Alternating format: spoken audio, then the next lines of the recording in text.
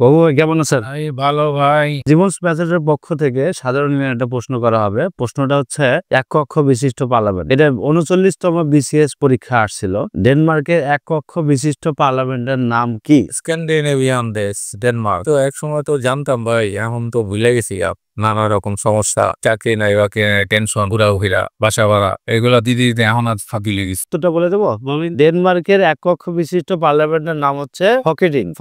হ্যাঁ, ফকেটিং। কিন্তু ডেনমার্কের এক কক্ষ বিশিষ্ট পার্লামেন্টের নাম যে ফকেটিং, এটা কিভাবে মনে রাখা যাবে? মনে রাখার টেকনিক আবিষ্কার করে ফকেটিং। রকেট থেকে ফকেট পারতাছি না। ডেনমার্ক থেকে ফকেট কেমন হয়? রকেট থেকে ফকেট হয়, ডেনমার্ক থেকে কেমন ফকেট হয়? আপনি কইয়া দেন। আমি উত্তর কিন্তু এর ভিতরেই আছে। কইলাম তো ড্যানিশ টানো। ডেনমার্ক এখানে দুই ভাগ করে। Denmark DN mark.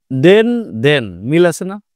ডেনমার্ক হ্যাঁ, ডেনমার্ক দিয়ে আপনি মনে রাখতে পারেন। ফকেট আর পকেট মিল আছে না? তাহলে ডেনমার্ক পকেটে কেন হাত দিল? ডেনমার্ক পকেটে কেন হাত দিল? এটা কি পকেটিং হয়? পকেট মনে রাখলে কিন্তু উত্তরটা আমাদের মনে থাকবে। মানে ডেনমার্কের এক কক্ষ বিশিষ্ট পার্লামেন্টের নাম হচ্ছে ফকেটিং। ডেনমার্ক পকেটে হাত দিলি কেন? ডেনমার্ক না বললা বলবো ডেনমার্ক পকেট থেকে পকেটে কেন হাত দিলি? ডেনমার্ক হচ্ছে দেশ, পকেটিং হচ্ছে এক বিশিষ্ট পার্লামেন্টের নাম ডেনমার্কের। মনে থাকবে, আর বলবে না। আর আমাদের চ্যানেলে লাইক, কমেন্ট, শেয়ার, সাবস্ক্রাইব অবশ্যই করবা, ঠিক আছে? তাহলে সাবস্ক্রাইব করলে আমাদের ভিডিওগুলা তোমরা দেখতে পারবা। Thank you.